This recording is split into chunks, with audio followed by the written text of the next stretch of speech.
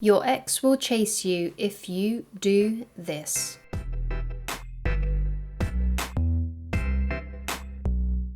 Hi guys, my name is Christine and I'm a dating, relationship and personal development coach.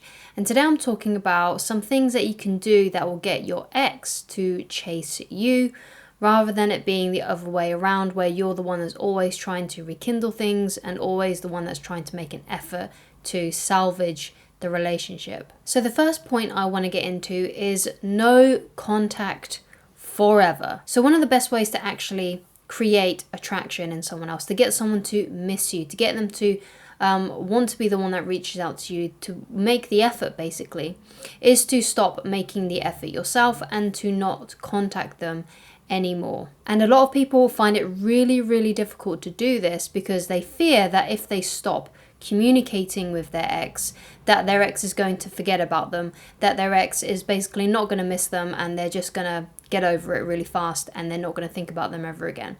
So a lot of people have this fear, and this is something that I used to have as well, although it wasn't really with an ex, it was just with crushes. But I guess the same rule still applies, that if you stop making the effort, if you stop contacting them, that they're just going to forget about you and you're never going to hear from them again. And the thing about this is, if your ex no longer loves you, is no longer attracted to you, then you won't hear from them ever again. In that kind of circumstance where the love and attraction has gone, there isn't really much you can do to salvage it. However, doing no contact does put you in the best position possible to re-attract your ex if they do decide, because there's no way that you can re-attract them by you keeping on messaging them, keeping on doing the effort that you may have already done or are still doing right now, because obviously that method is not working, otherwise you wouldn't come across a video like this. So what you're doing isn't working, so it's time to do the opposite. It's time to do no contact completely. But the good news about this is that if your ex does still love you, is still attracted to you, once you walk away from them, once you go into no contact, they will start to wonder why you're no longer putting in the effort, why you're no longer messaging them and trying to rekindle things. And therefore it puts them in the position, they become the one that has to start making the effort. They're the one that has to start reaching out to you. They're the one that has to start trying to rekindle things because you are no longer putting in the effort. You are no longer trying so hard. So if they love you and they want to keep you in their life, they have to start doing some work. They have to start doing some of the effort. But this is no contact forever. There's no point you doing it for just a week and then messaging them or reaching out to them, or even a month. You have to commit to, this might be a forever thing. I have to stop talking to them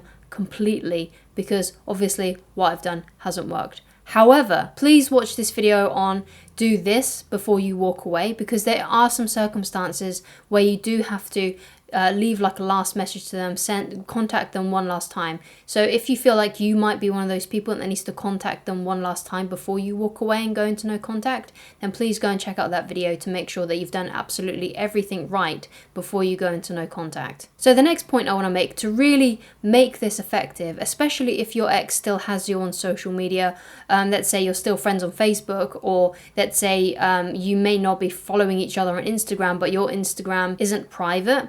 So if your ex can basically see your social media pages, if they can see what you're posting on your social media, so you might be uploading stories, you might be making statuses, you might be posting things, it's time to go cold on social media, because this will make them want to find out what you're up to, because you can't really miss someone very much if there's someone who posts on social media constantly. So if you're someone that posts a lot, it's time to stop posting altogether. Or you may want to tweak with your privacy settings so your ex can no longer see your posts. But I think the best protocol is to just go completely cold on social media for a few months, just in case you have any mutual friends who might be feeding back information from your social media page to your ex. So it's best to go completely cold on social media and stop posting things, because if your ex can see these posts or they're looking at your posts through a friend of theirs, then they're not going to be able to miss you because you keep on updating them. So you want to completely go cold turkey on social media for a few months. So if they want to find out about you, they have to reach out to you. If you're enjoying this video so far, please subscribe, and also please leave a like on it. Also leave down in the comments any tips that you may have yourself or anything that you would like me to discuss in a future video. Thank you so much. So you've gone into no contact, you've got rid of all your social media apps, or you've decided that you're no longer going to post. So what do you do in the meantime? So obviously, if you have a lot of habits to do with social media, have a lot of habits to do with your ex, so let's say you may send them a message every morning or something. So basically you have a lot of habits surrounded by your communication with your ex. Then you need to start doing some other things. You need to replace those habits with new things, preferably things that are really good for you and are empowering for you, and not something that's negative or anything that could be like an instant gratification thing, because a lot of people use instant gratification things, ways to change their state. So this could be like booze, things like that. It could be overindulgence in food, all the things that you can kind of think about when I say overindulgence, right? So basically try not to do any of those kinds of things, because again, that is not empowering for you. It's not going to make you feel good about yourself. It's not going to build your confidence. Instead, it's just going to weaken your self-esteem and the way that you feel about yourself.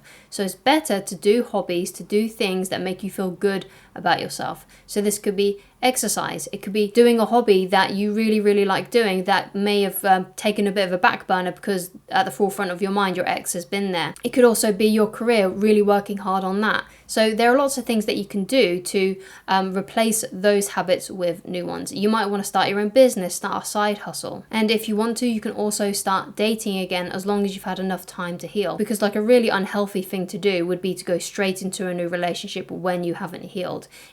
Obviously, if you're watching videos like this one, then you probably do need time to heal, because obviously your emotions are still really, really high about your ex. So I wouldn't recommend getting into a new relationship while your emotions are really high and you're still pining after your ex. You need to get over that situation before you can enter a new relationship that is healthy. But it is something that you can do once you've got past that stage. So let's talk about our emotions for a moment.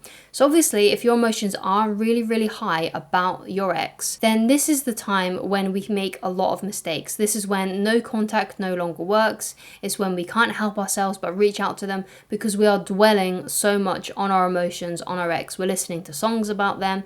We're looking at their social media pages. We're looking through old photos, old videos. We're doing all of those things. And basically, the more you feed into those emotions, the more you feed into those habits, the harder it is going to become for you to get over it and for you to do no contact properly. So that's why I say, think of other things, do other things, revert back to your hobbies and interests that happened before you even got into this relationship. Go back to what you were doing before, as long as those things were healthy and good for you. Because the more emotional you are about your ex, the more likely you're going to make mistakes regarding your ex. So you need to become less emotional about this situation. You need to do other things that are important to you, that bring meaning into your life. Don't just do the things that I have listed. Make sure that they are things that you are genuinely interested in. Now, if you are really unsure about what you should be doing, like about your hobbies, about your interests, and you're kind of like stuck and thinking, well, I don't really have anything to do outside of my work or my school. I don't have any interests. I don't have any hobbies. I don't know what my passion is. Then I highly recommend that you go and watch this video on how to find your passion in under 20 minutes, where I help you actually find out what your passion is, so you can start figuring out what the right action is that you can take to, take your mind off of your ex. Because again, like I said, the more emotion you put into it, the more habits you put into surrounding your ex, like checking their social media page, the more you do things like that, the harder it's going to be to get over them, the harder it is going to be for you to stay in no contact, so therefore you're losing any other chance of getting them back.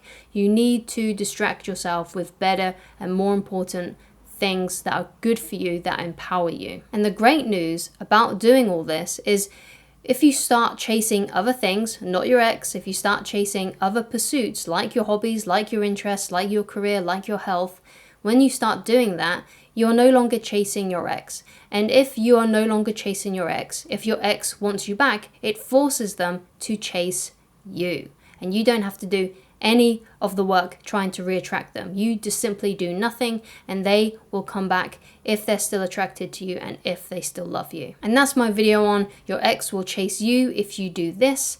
Thank you so much for watching. If you'd like coaching with me, then please go to www.christineloveridge.com, and I shall talk to you guys again very soon. Goodbye, guys.